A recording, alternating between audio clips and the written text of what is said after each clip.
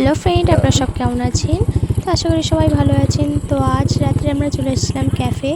আসলে আজকে ক্যাফে আসার পরিকল্পনা ছিল না, কিন্তু হঠাৎই কাকার দিদির মনে হলো যে একটু ক্যাফে থেকে ঘুরে আসি। তো আমি গেছিলাম পড়তে, ওইখান থেকে কাকাও আমাকে নিয়ে নিল, বলছে চ গিয়ে একটু ক্যাফে ঘুরে আসি। তো আমরা চলে এসেছি সবাই মিলে ক্যাফে। দেখুন কত সুন্দর লাগছে চারিপাশটা। এটা শ্রীপুরের ওখানে হয়েছে, আর এদিকে ছোট ছোট ঘর আছে, তার মধ্যে খাওয়ার ব্যবস্থা আছে। আপনারা কে কী খাবেন এখানে অর্ডার দিতে পারেন। তো আমরা হাঁটতে হাঁটতে সব জায়গাটা একটু ভালো করে ঘুরে দেখছিলাম। আসলে এখানে অনেকবারই এসেছি, কিন্তু আজকে অনেক দিন পর এসেছি, এর জন্য একটু ভালো করে দেখে নিচ্ছিলাম যে আবার কেমন সাজিয়েছে চারপাশটা। তো দেখুন খুব সুন্দর লাগছে, এখানে অনেক দূর থেকে অনেক মানুষ আসে। তো আপনারা আসলে আপনাদের ভালো লাগবে।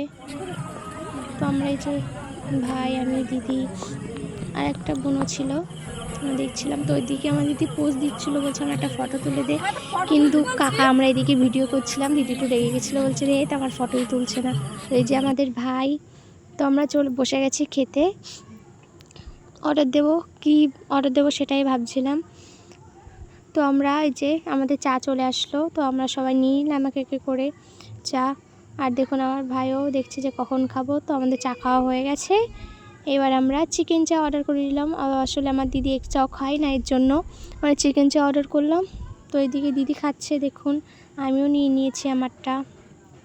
আর এদিকে আমরা কেউ খেতেই পাচ্ছে না। লাস্টে কাকা তো দিদিকে দিয়ে দিয়েছে, আর দিদিও খেতে পাচ্ছে না। দিদি বলছে আমি আর খাবো না। একটা কোল্ড ড্রিঙ্কসও নিয়েছিলাম যাতে তাড়াতাড়ি হজম হয়ে যায়। তো এদিকে আমরা খেয়ে দিয়ে বাড়ি যাওয়ার পথে রওনা হচ্ছি। ওকে বাই, টাটা, আবার দেখা হচ্ছে পরের ব্লকে। Good night.